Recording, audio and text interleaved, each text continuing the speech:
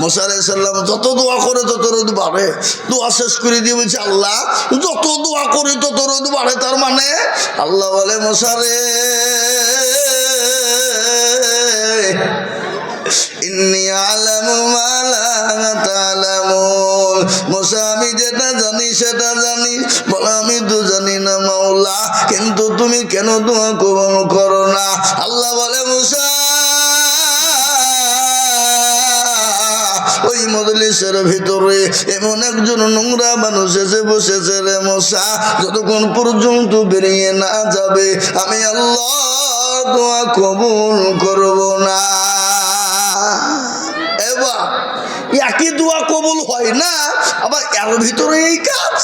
এবার যে মুসা নবীর হাতে কি ছিল কে বলতে পারবেন আপনারা? লাঠি। আশা কে আছো? এই বেয়াদব মজলিস থেকে ওটা, আল্লাহ তো দোয়া কবুল করবেই না। না জানি গজব এলো বলে কেউ কিন্তু ওঠে না। উঠবে গো? আমি যদি বলি ফরিদপুর পাকুড় দিয়ার লোক খুব ভালো, এরা জিলাপির থেকেও সোজা। তো কালকে সভাপতির বাড়ি চুরি হয়েছে, কে করেছো বাপ একটু হাতটা তুলো তো। আমি তুলবে? এখন তুলবে কেন? ও যদি তুলিয়ে ফেলে তো মাটিতে একটা পড়বেই না, আর মানিজ্জত যাযাবাদ যাবে বাবা। শুনলেন এই মজলিসে দোয়া কবুল হয় কিনা? এই মজলিসের মূল্য কত, দাম কত বাবা? ভালো করে শুনুন, যে মানুষটা অন্যায় করেছিল, নোংরামি করেছিল, আল্লাহর কাছে দোকানে হাতকে তুলে দিয়ে বলে আইয়ুহাল্লাযীনা আমানু তুবু ইলাল্লাহি তাওবাতান নাসুহা। মাবুদ গো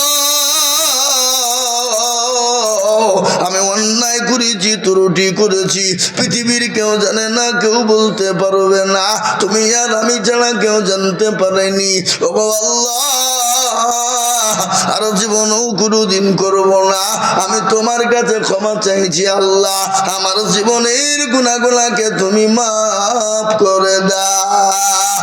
আল্লাহ বলে বান্দা আমি সব সহ্য করতে পারি, কোন বান্দা যদি অন্যায় করে, ত্রুটি করে, নোংরামি করার পরে আমার কাছে একবার যদি হাতটা তুলে ফেলতে পারে, চোখের পানি যদি এক ফোঁটা ফেলে দিতে পারে, আমি আল্লাহ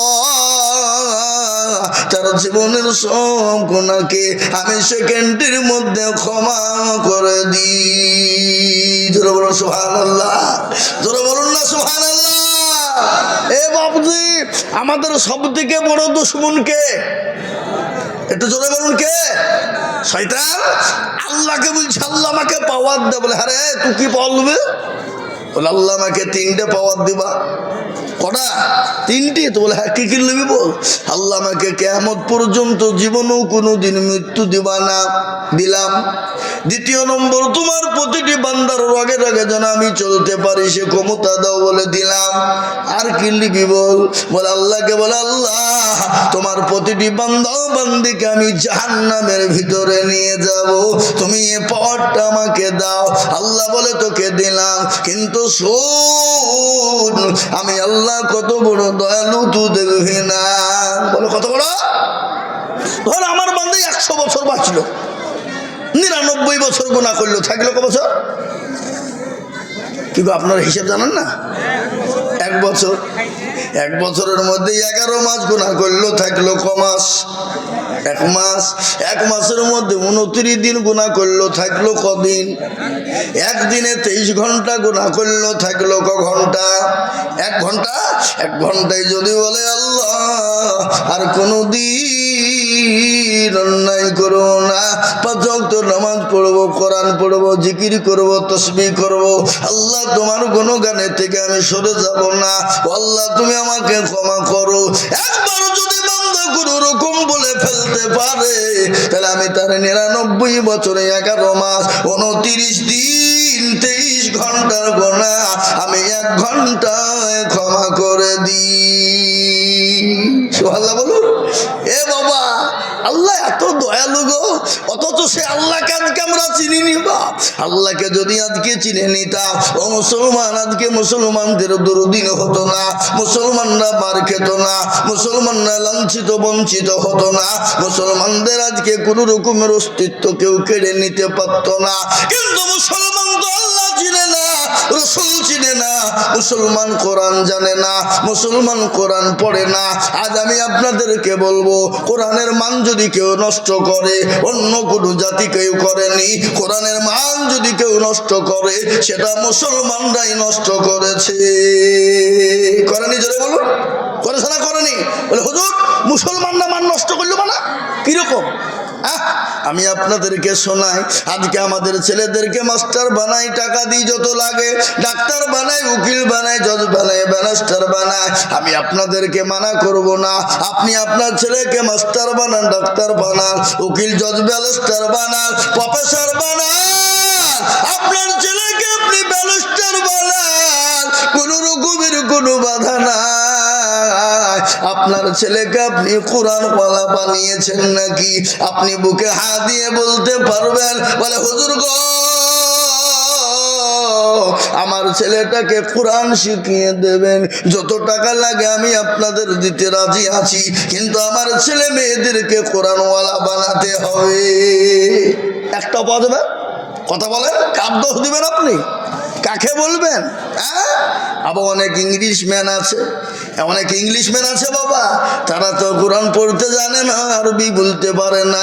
আবার কিছু কিছু তালেবে ইলমদেরকে দেখে বলে, তালেবে ইলম শোন, এদিকে আয়, অভদ্র, কি বলে, ইংলিশ জানিস, ইংলিশে কথা বলতে পারবি?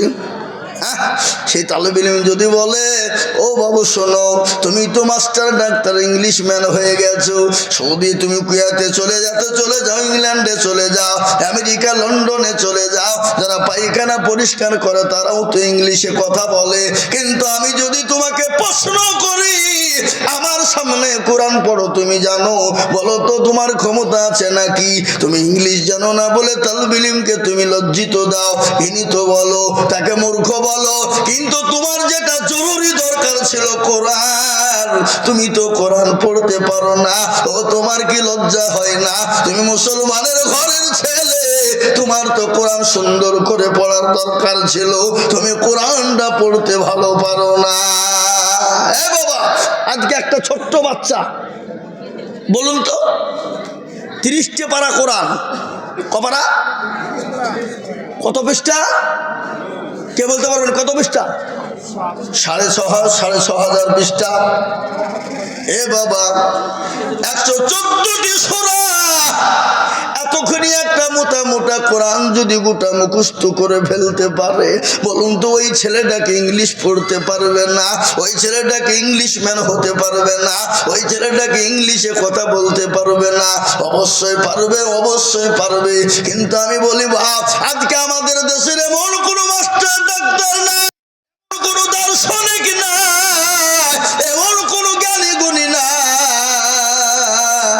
এখন চটি বই, ও ক খ বই যেটা আছে বাবা, 13 পৃষ্ঠার একটা বই, একজন শিক্ষিতকে বলে দেন দেখি, ক্ষমতা যদি থাকে ওই 13 পৃষ্ঠা গোটা মুখস্থ শুনিয়ে দিতে হবে, আমি আজিজুল হক কান কেটে ফেলে দিব।